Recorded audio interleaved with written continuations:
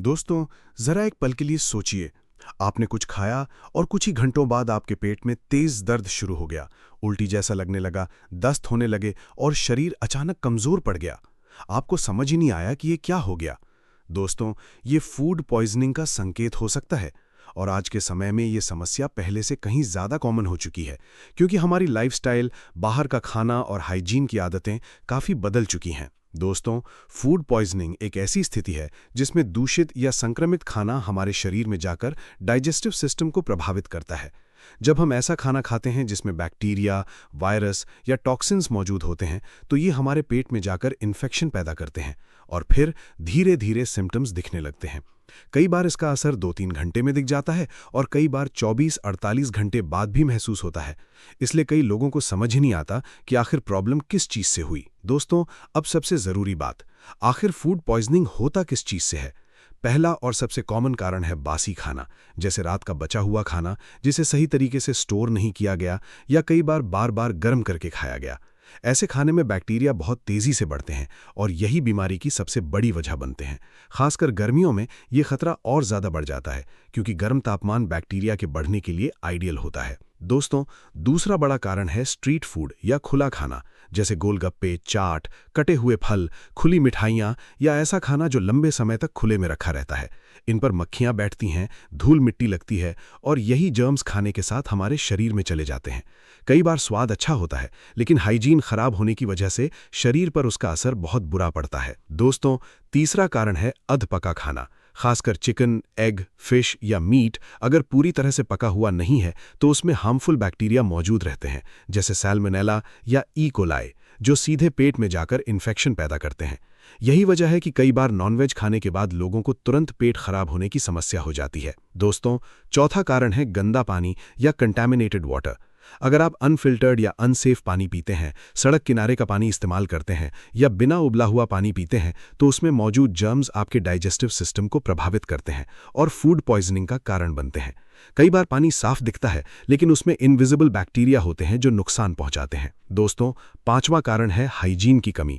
अगर आप हाथ धोए बिना खाना खाते हैं, किचन साफ नहीं रखते या यूटेंसिल्स गंदे होते हैं, तो जर्म्स आसानी से फूड में चले जाते हैं और इन्फेक्शन पैदा करते हैं। ये एक छोटी सी लापरवाही होती है, लेकिन इसका असर बहुत बड़ा हो सकता है। दोस्तों, अब बात करते हैं सिम्टम्स की। फूड पॉइजनिंग होने पर आमतौर पर पेट दर्द, उल्टी, दस्त, कमजोरी, सिर चकराना, बुखार और डिहाइड्रेशन जैसी समस्याएं होती हैं।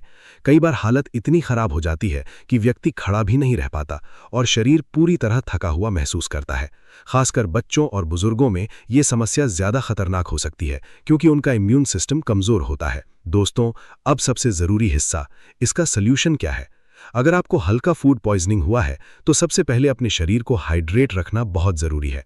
ज़्यादा से ज़्यादा पानी पिएं, ORS लें, ताकि शरीर में पानी और ज़रूरी सॉल्ट्स की कमी पूरी हो सके, क्योंकि डिहाइड्रेशन इस स्थिति को और ज़्यादा ख़राब बना सकता है। इसके साथ हल्का और आसानी से डाइजेस्ट होने वाला खाना खाएं, जैसे खिचड़ी, दही, केला, सूप या सादा टोस्ट।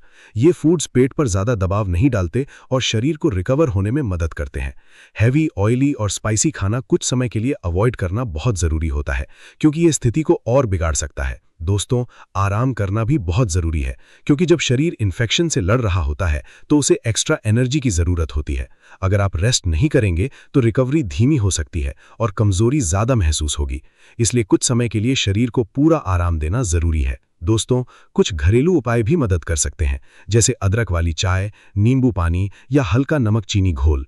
ये डाइजेशन को थोड़ा बेहतर बनाते हैं और शरीर को सपोर्ट करते हैं, लेकिन ध्यान रखें कि ये सिर्फ सहायक उपाय हैं, ये पूरी तरह इलाज का विकल्प नहीं है। दोस्तों, लेकिन अगर सिम्टम्स ज़्यादा सीवियर हों, जैसे बार बार उल्टी होना, तेज़ बुखार, बहुत ज़्यादा कमज़ोरी या 24-48 घंटे में कोई सुधार ना हो, तो तुरंत डॉक्टर से संपर्क करें, क्योंकि ऐसी स्थिति में प्रॉपर मेडिकल ट्रीटमेंट ज़रूरी हो जाता है और डिले करना खतरनाक हो सकता है। दोस्तों, अब बात करते हैं बचाव की, क्योंकि प्रिवेंशन ही सबसे बड़ा इलाज है। हमेशा ताज़ा और गर्म खाना खाएं, बाहर का खाना सोच समझ कर खाएं, पानी हमेशा साफ और फिल्टर्ड पिएं और खाना खाने से पहले हाथ ज़रूर धोएं। ये छोटी छोटी आदतें आपको इस समस्या से काफ़ी हद तक बचा सकती हैं। इसके अलावा फूड को सही तरीके से स्टोर करना भी बहुत ज़रूरी है। फ्रिज का सही इस्तेमाल करें, खाना ढक कर रखें, एक्सपायरी डेट का ध्यान रखें और बार बार गर्म करने से बचें, क्योंकि कई बार छोटी सी लापरवाही बड़ी परेशानी का कारण बन जाती है। दोस्तों, आखिर में बस इतना याद रखिए कि फूड पॉइजनिंग एक आम लेकिन गंभीर समस्या है। अगर आप सही समय पर ध्यान दें और अपनी आदतों को सुधारें तो इससे आसानी से बचा जा सकता है। और अगर हो भी जाए तो सही केयर और सही समय पर एक्शन लेकर आप जल्दी रिकवर कर सकते हैं। प्लीज़ लाइक, शेयर और सब्सक्राइब करें। Thank you for watching.